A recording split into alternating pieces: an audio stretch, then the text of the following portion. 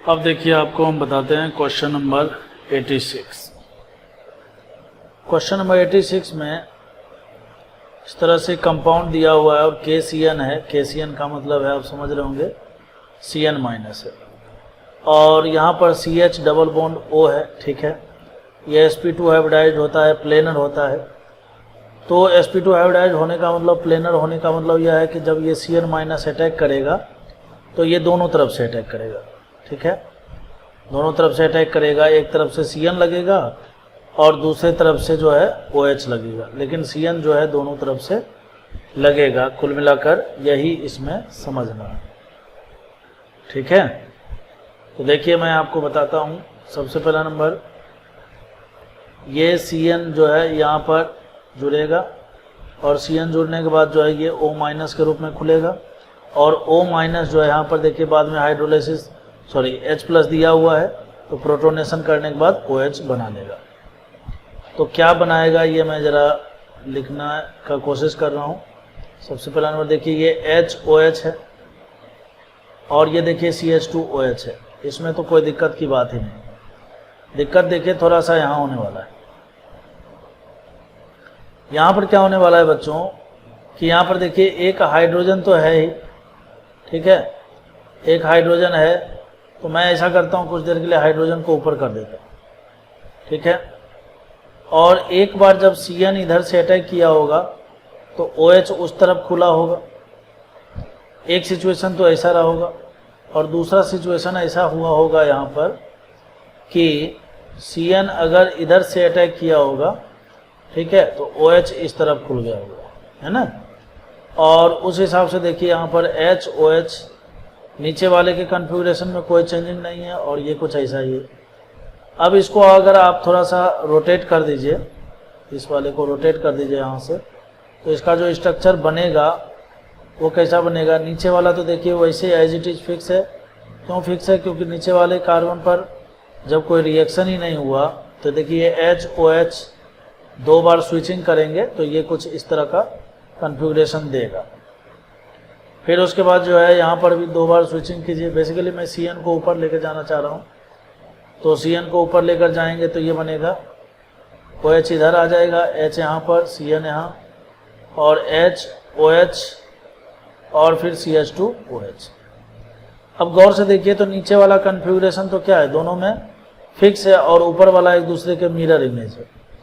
तो ओवरऑल जो है कंपाउंड एक दूसरे के मिरर इमेज नहीं है। ठीक है, नॉट मिरर इमेज। तो नॉट मिरर इमेज है तो हम बोलेंगे कि ये दोनों एक दूसरे के क्या है, डाई स्टीरियोमर्स। समझ में आई बात। सबसे इंपॉर्टेंट बात क्या है यहाँ पर, जब Cn माइनस अटैक करेगा, प्लेनर है तो प्लेनर मॉलिक्यूल है, तो इसमें टॉप एंड बॉटम दोनों से अटैक होगा। कहने का मतलब है कि फिशर फॉर्मूला में Cn जो है आपको एक बार राइट दिखेगा और एक बार लेफ्ट दिखेगा। तो Cn जब राइट से खुलेगा तो देखिए OH बनेगा, ये तो OH इधर, और इस तरह से दो कंपाउंड हुआ, उसी को मैंने अरेंज करके लिखा, और ये दोनों एक दूसरे के क्या मिले, डाई स्टीरियोमर्स मिले। तो इसका आंसर हो जाएगा A। चलिए अब हम लोग जो है देखते हैं क्वेश्चन नंबर 87। क्वेश्चन नंबर 87 में देखिए क्या है, हाइड्रोक्सिल एमीन है और ये साइक्लोपेंटेनोन है। तो मैंने आपको हमेशा से बताया कि हाइड्रोक्सिल एमीन जब साइक्लोपेंटेनोन के साथ रिएक्शन करता है तो यहाँ पर होता है डिहाइड्रेशन। डिहाइड्रेशन मतलब यहाँ का H2 और यहाँ का ऑक्सीजन बाहर निकल के H2O बाहर कर देता है। ठीक है, चलिए तो हम लोग क्या करते हैं, इस तरह से साइक्लोपेंटेनोन बना लिया, और यहाँ पर डबल बॉन्ड N, और फिर OH तो होगा ही होगा। ठीक है, अब उसके बाद क्या होने वाला है बच्चों, अब यहाँ से देखिए H प्लस दिया हुआ है, तो H प्लस जैसे ही दिया तो ये जो है इस पर अटैक करके और ये OH2 प्लस बना देगा। मैं यहीं पर लिख देता हूँ, आपको समझ में आ रहा होगा। अब आप जानते होंगे एक रिएक्शन बैकमैन रीअरेंजमेंट। ठीक है, क्या होता है, बैकमैन रीअरेंजमेंट होता है। अब देखिए यहाँ पर एक चीज़ और भी गायब किए हुए है। बेसिकली जो है एसिडिक मीडियम में एक्वस H2SO4 होता है। मैं अभी आपको बताना चाह रहा हूँ क्या होगा। सबसे पहला नंबर तो यहाँ से क्या है कि ये H2O एक अच्छा लिविंग ग्रुप है, तो ये लीव करेगा। तो जैसे ही लीव करेगा तो देखिए नाइट्रोजन जो है इलेक्ट्रॉन डेफिशिएंट हो गया, तो ये वाला बॉन्ड जो है ना यहाँ से टूट कर जो है ये यहाँ वाले बॉन्ड पर शिफ्ट हो जाता है। तो ये जो साइक्लोपेंटेन है ये साइक्लोहेक्सेन में बदलेगा। कैसे? तो ये 1 और ये वाला कार्बन जुड़ जाएगा इससे, तो ये 2 और फिर उसके बाद ये तीसरा एज इट इज था ही और 4। तो आपको क्या करना है 5 और ये 6। आपको एक साइक्लोहेक्सेनोन रिंग बनाना है जिसमें एक नाइट्रोजन आप मन से पहले से फिक्स कर लीजिए। और इस तरह से नंबरिंग कैसे किया था हमने, 1 नाइट्रोजन को 2 फिर 3, ठीक है, 4 5 और 6।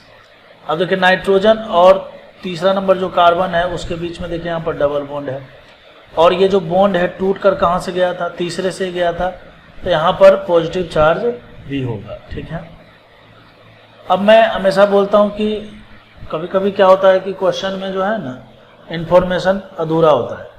तो बेसिकली क्या है कि बैकमैन रीअरेंजमेंट में क्या होता है कि यहाँ पर जब हाइड्रोलाइसिस होगा इस वाले कार्बन पर, ठीक है, तो यहाँ पर OH जुड़ जाएगा।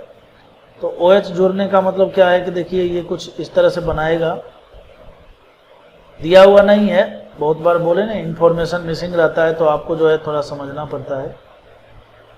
खैर जो भी हो, तो देखिए अगर इसका हम टोटोमेराइजेशन करें तो बच्चों ये कुछ इस तरह का कंपाउंड बनाएगा। ठीक है, ये C डबल बॉन्ड O हो जाएगा और ये बनाएगा NH। ठीक है, आप टोटोमर्स जानते होंगे।